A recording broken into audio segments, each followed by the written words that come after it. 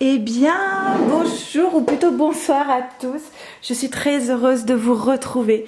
Alors normalement, j'aurais dû vous poster cette vidéo ce matin, jour de pleine lune, et j'ai eu un imprévu. Je crois que vous venez de l'entendre en fait. Je vais vous présenter mon imprévu. Voilà. Et vous allez comprendre. Hop là. Voilà. Alors attendez, je vais reculer. Et ben voilà, on a un nouveau compagnon dans la famille. Alors c'est l'année des R, hein. Donc bien évidemment j'avais pensé à Runner. Sauf que je me suis dit, si à chaque fois que je l'appelle il fuit, ça va pas le faire. Donc alors, attendez, je vais le redescendre parce que je voudrais pas qu'il tombe. Et du coup, je vous présente Raikou, nouvelle arrivée. Alors je devais aller le récupérer la semaine prochaine et puis avec les menaces de reconfinement, et bien voilà, il est arrivé aujourd'hui. Donc je vais quand même essayer de vous faire une petite guidance. Ça risque d'être un petit peu... Il est possible qu'il y ait quelques petites coupures ou alors que Raikou s'amuse avec le pied de caméra. Je vais faire en tout cas de mon mieux. J'espère surtout que vous vous portez bien, que vous êtes dans de belles énergies.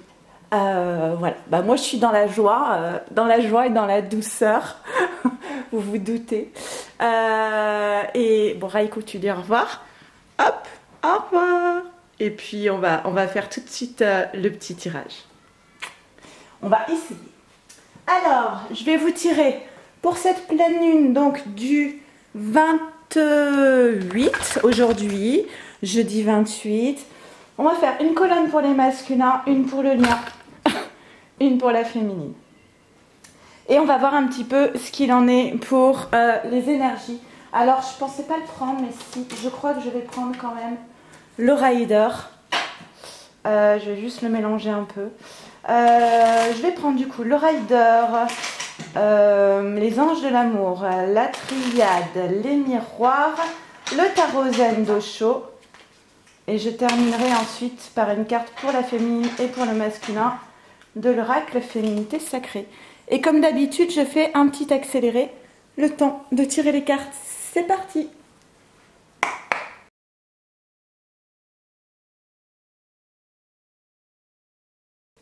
Allez, c'est parti, on y va. Avec Raikou. Donc Raikou, c'est mes enfants qui ont eu l'idée du prénom. Et moi, je trouvais ça pas mal parce que je trouvais que ça faisait un lien entre le Reiki et les haïkus. Donc voilà, j'ai dit oui. Alors, masculin, je vous parle plus de Raikou, c'est promis. Alors, masculin, on a la reine d'épée, le 6 de coupe et le roi de bâton. Ok. Il y a du déterminisme et de l'énergie. Sur le lien, on a le 3 d'épée, bim. 3 d'épée, 7 de coupe et le 9 de bâton qui est à l'envers. Et la féminine, eh bien la féminine n'a qu'une carte et ça suffit. 4 de bâton. Très bien, on y va. Alors, une reine et un roi ici du côté du masculin. La reine d'épée, ça va être un personnage un petit peu froid. Alors attendez, vous savez ce que je vais faire? Tant qu'on parle du masculin, je vais rapprocher pour que vous voyez bien les cartes. Excuse-moi, Raikou. Ok. Alors, la reine d'épée, c'est un personnage qui est plutôt froid. Pas vraiment sentimental, mais vraiment qui intellectualise et qui analyse les situations, qui n'est pas dans la compassion, qui n'est pas dans l'émotion, mais qui est dans la réflexion. Et ça va très bien finalement avec le roi de bâton. Alors le roi de bâton, il va être davantage dans la passion, donc plus d'émotionnel de ce côté-là. Mais le roi de bâton, en fait, il va utiliser les difficultés qui se présentent à lui comme des challenges. Et il va prendre des décisions fortes et rapides. Il est déterminé, c'est l'énergie pure. Alors d'un côté, on a un masculin, alors j'ai fait de la peinture, je suis désolée. On a un masculin qui est dans l'analyse des obstacles, des difficultés, et de l'autre, on a un masculin qui est prêt à agir vite et bien et déterminé. Et passionné aussi, il y a un côté passion ici qu'on n'aura pas avec la reine d'épée. La reine d'épée, en fait, elle a besoin de mettre de côté sa partie émotionnelle pour pouvoir avoir plus de discernement par rapport à une situation. Donc, le masculin va mettre de côté tout ce qui est émotionnel pour analyser les obstacles, la situation et là où il veut aller. C'est ce qui va lui permettre d'avoir une vision claire de la situation. Et avec le roi d'épée, il va être dans la passion, dans l'énergie, dans la détermination pour atteindre ses objectifs, malgré tous les obstacles. Et presque, j'ai envie de dire, plus il y a d'obstacles et plus il va y aller fort. En tout cas, là, il est prêt à prendre des décisions.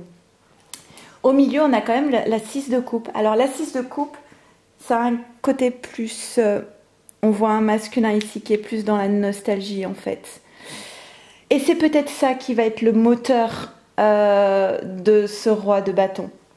Parce qu'en fait, avec le 6 de coupe, on peut avoir un masculin qui s'échappe de sa propre réalité en allant vers le souvenir de moments heureux avec sa féminine. Alors, on peut aussi parler de l'enfant intérieur, d'accord? Mais pour moi, il trouve refuge dans ses souvenirs avec sa féminine. C'est une manière de fuir un peu sa réalité présente. Et c'est peut-être ce qui va amener le moteur et l'énergie du roi de bâton. Ensuite, on a... Oui, alors, tiens, c'est drôle. On a « Apprenez à vous connaître mutuellement. En vous révélant l'un à l'autre vos plus grands secrets, vous renforcez vos liens. » Moi, cette carte, je la vois toujours comme il faut y aller piano, piano, pas trop vite, doucement, pas à pas de précipitation. Et ça vient un petit peu contrebalancer ce roi de bâton qui peut être très déterminé et puis il peut prendre des décisions très rapides. Et ça peut être très précipité. D'accord. J'espère que les prochains tirages seront un peu plus calmes. Là, on va pardonner à Raikou. Il est arrivé il y a une demi-heure, donc il découvre. Donc, on a une carte qui dit au masculin prudence quand même. Vas-y doucement. Certes, tu es déterminé, mais il faut pas non plus trop se précipiter vers ta féminine. On a la féminine dans le tirage du masculin. Donc, la féminine, elle est bien quand même au cœur des pensées de son masculin. Un masculin qui a appris avec la carte de la science, qui a grandi, qui a appris, qui a compris. C'est parfait. Qui a compris aussi qu'il y avait de multiples possibilités qui s'offraient à lui. C'est-à-dire que là, on a un masculin qui peut-être réalise qu'il s'est empêché d'imaginer certaines possibilités. Parce que le contexte, les difficultés à surmonter, l'entourage, le regard des autres, beaucoup, les masculins sont très sensibles à ce que les amis, la famille va pouvoir penser d'eux, selon les directions qu'ils décident de prendre.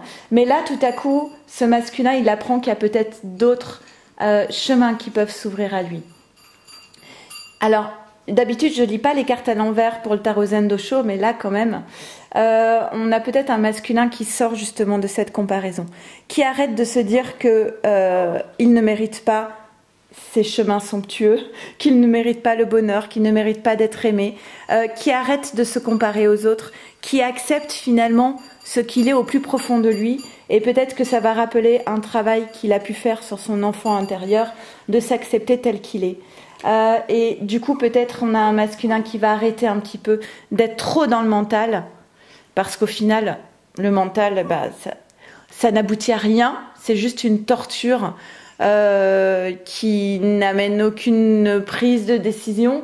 C'est pas ça le mental. Le mental, c'est tourner en boucle et perdre son énergie. Ok, je vous fais un tirage qui va pas être très très long. Vous comprenez le contexte. On a le 3 d'épée. Alors sur le lien, on a le 3 d'épée. Donc de la souffrance quand même, la rupture, de la tristesse, de la solitude, peut-être de la trahison. Moi, j'entends la séparation. Pour moi, le masculin et la féminine, ils sont séparés. En plus, vous voyez, la féminine, elle est... Non, vous voyez pas. Pardon. Hop. Voilà. Là, oui. Je vous disais, la féminine, elle est dans une phase d'isolement. Donc, et là, derrière, on a la réconciliation. Donc, il y a peut-être une séparation actuellement entre le masculin et la féminine. D'ailleurs, le masculin, c'est peut-être pour ça qu'il trouve son refuge dans le passé, dans des mémoires, des souvenirs avec sa féminine. On a le 7 de coupe à l'endroit. C'est drôle parce que cette carte, elle parle de faire un peu la distinction entre ce qui est du domaine du rêve et ce qui est du domaine de la réalité. C'est comme si à un moment donné, on ne savait plus trop si ce qui appartenait au rêve ou à la réalité. Et là, ça peut encore faire penser à ce masculin qui est dans cette nostalgie. On dit attention de ne pas aller trop dans les rêves et du coup dans l'illusion, mais de rester quand même ancré dans la réalité. On parle d'un choix aussi, d'un choix à faire. Est-ce que tu choisis le rêve ou la réalité? Et on parle quand même de rêve et de désir, d'envie. D'accord? Et à côté, donc on a le 9 de bâton, il est à l'envers. Donc on dit que c'est une période peut-être où on est dans le doute, où on a peur de ne pas avoir la force sur la longueur. Donc pour moi, ce sont des couples de flammes jumelles ici qui sont peut-être en fin de parcours. En tout cas, ça fait longtemps. Ce ne sont pas des flammes jumelles qui se sont rencontrées il y a 3 ou 6 mois. Et on se demande si on a la capacité de tenir encore longtemps. Parce qu'on a déjà dépensé pas mal d'énergie et on n'est pas sûr d'avoir la force pour tenir sur la longueur en fait. Ok? Mais derrière, il y a la réconciliation. Donc on dit oui, évidemment que tu as la force et la capacité de garder cette persévérance, cette foi pour aller jusqu'à cette phase de réconciliation. Même s'il y a du retard. C'est peut-être ça qui crée des doutes sur le lien. Est-ce que je vais y arriver? Il y a un moment donné, peu importe le temps. Hein. En milieu de parcours, le temps est très important. On se pose des deadlines, on se dit je me donne jusqu'à telle date, à partir de telle date, je prends une décision, etc. Et puis à un moment donné, dans le parcours, ça n'a plus vraiment... c'est pas ce qui est primordial dans l'histoire de ce parcours.